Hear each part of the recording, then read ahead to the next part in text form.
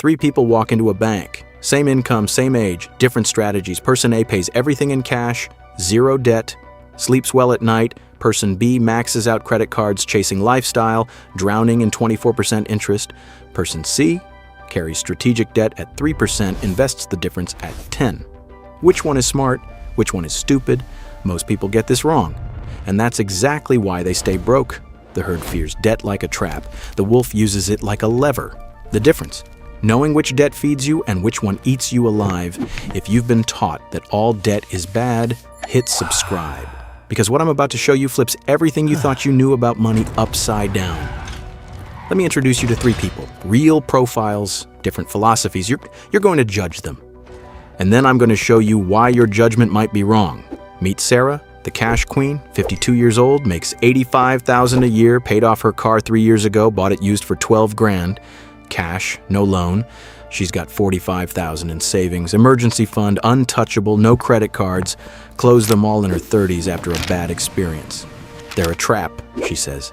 She rents because she refuses to take on a mortgage. Too much debt, too much risk. Sarah sleeps well at night. No one owns her, no bank, no creditor, nothing. Is Sarah smart? Hold that thought. Meet Marcus, the lifestyle debtor, 48 years old, makes $95,000 a year, drives a brand new truck, financed $700 a month for 6 years. He's got $38,000 in credit card debt, spread across 4 cards. Average interest rate, 19.99%. He buys experiences, dinners out, trips, the new iPhone every year. You only live once, he says. He pays the minimum every month, rolls the debt forward, it never shrinks, just shifts. Marcus thinks debt is a tool. Technically, he's right, but is he using it correctly? Hold that thought too. Meet David, the strategic borrower, 55 years old, makes $90,000 a year, owns his house. Well, the bank owns 60% of it. He's got $180,000 left on his mortgage, 3.5% interest, fixed, 30 years. He could pay it off tomorrow if he wanted. He's got the cash. He doesn't. Why? Because that money is invested. Dividend aristocrats, blue chip stocks that have paid dividends for 25 years straight. Average return, 9%. He also has a $50,000 business line of credit, 4.8%. Uses it to buy inventory at a discount, sell at margin. Credit score 810. David has debt, a lot of it, but he's not stressed. He's calculated. Is David reckless or is he smarter than the other two? Pause right here. Before I tell you who's actually right, hit that like button if this is already changing how you see debt.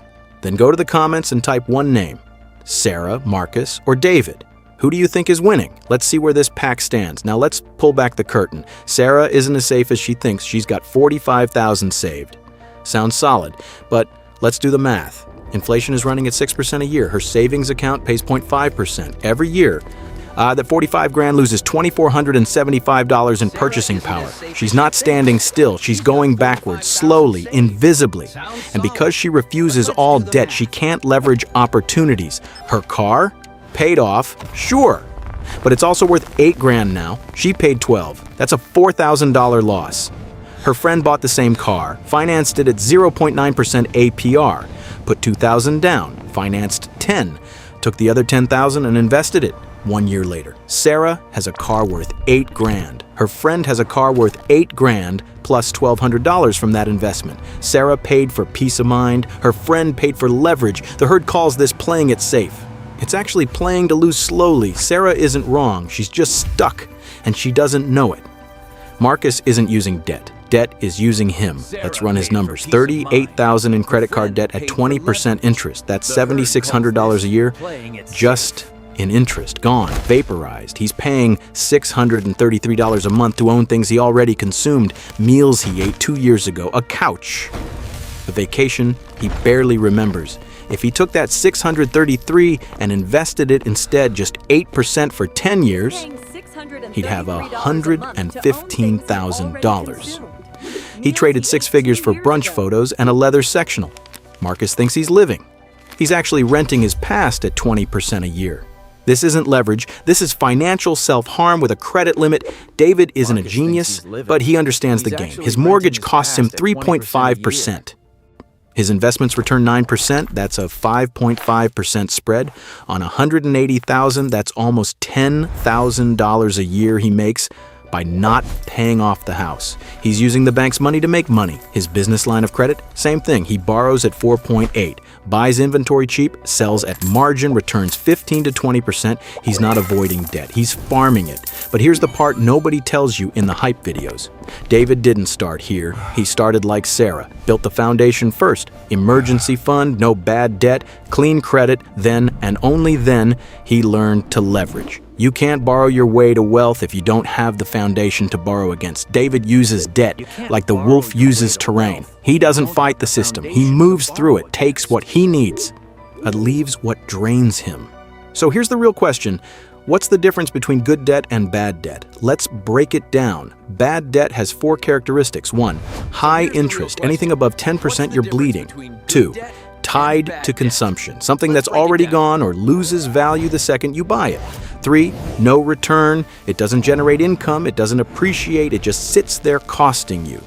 4, out of control. You're reacting, not planning. Examples: credit card debt at 18 to 24% APR. You're paying double for things you already used. Payday loans at 400% APR. Legal loan sharks. A brand new car financed at 8%. The car loses 20% of its value the second you drive it off the lot. You're financing depreciation. A 70-inch TV on a store card at 22%. You're paying interest on entertainment you already watched. If you're paying interest on something that doesn't exist anymore or doesn't generate income, you're bleeding, and the wound doesn't close until you stop. Good debt has 4 characteristics. 1, low interest, under 5, maybe 6%. Cost of capital is cheap. 2, tied to assets, something that appreciates or produces income. 3, positive return. You make more with the money than you pay in interest. 4, controlled and intentional. You borrowed on purpose, with a plan. Examples: a mortgage at 3.5% fixed 30 years. You could pay it off, but you invest the difference at 8 or 9%. You profit from the spread. A business line of credit at 4 to 6%. You use it to buy inventory at a discount, expand operations, or smooth cash flow.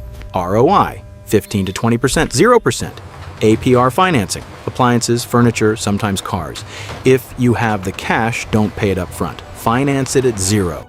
Invest the cash in a high-yield savings account at 5% or treasury bills. Pay off the balance before interest kicks in. Free money. Rich people ask, what's the cost of this money? Poor people ask, how do I get rid of this debt? The question you ask determines the game you play. Go to the comments and answer honestly. What percentage of your debt right now is good debt versus bad debt? Just 2 numbers. Example: 20% good, 80% bad. No shame, just clarity. The pack doesn't judge. We measure, then we fix. Now let's talk about something most people never learn: the difference between personal credit and business credit. Personal credit is tied to your Social Security number. Everything you do, every card, every loan, every mortgage impacts your personal score. If you max out, you're done. If you miss a payment, it follows you for 7 years. Business credit is tied to your EIN, your employer identification number. It's separate. When structured correctly, LLC or corporation, your business has its own financial life, its own credit score, its own borrowing capacity. Why does this matter at 50 plus?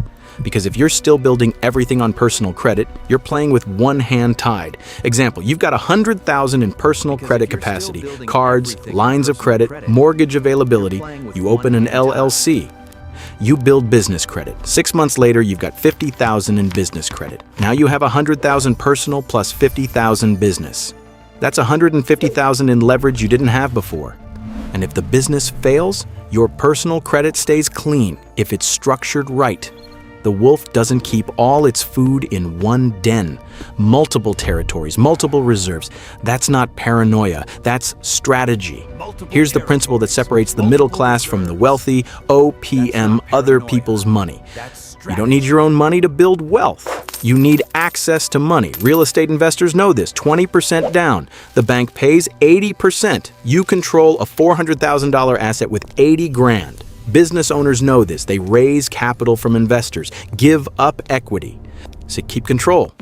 Scale faster than they ever could with their own cash. Smart borrowers know this. They borrow at 3%, invest at 9%, make 6% on money that isn't even theirs. That's not debt. That's arbitrage. But here's the part they don't show you in the Instagram reels and the hype videos. This only works if three things are true. That's not debt. 1. That's You have arbitrage. financial discipline. Foundation first. Emergency fund, no bad debt, clean credit, then leverage. 2.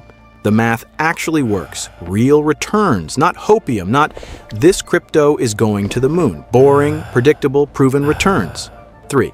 You can survive if it goes wrong. Never bet the farm, never leverage so hard that one bad month destroys you. OPM is a tool. In the wrong hands, it's a weapon pointed at yourself. Let me be very clear about something.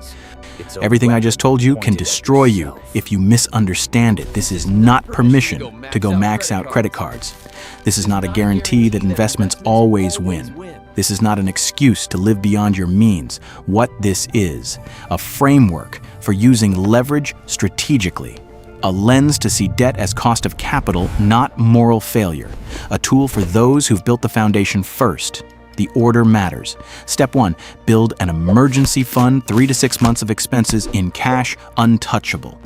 Step 2, eliminate bad debt. High interest, credit cards, payday loans, store cards, kill them aggressively. Step 3, build credit intelligently, payment history, low utilization, multiple accounts managed well.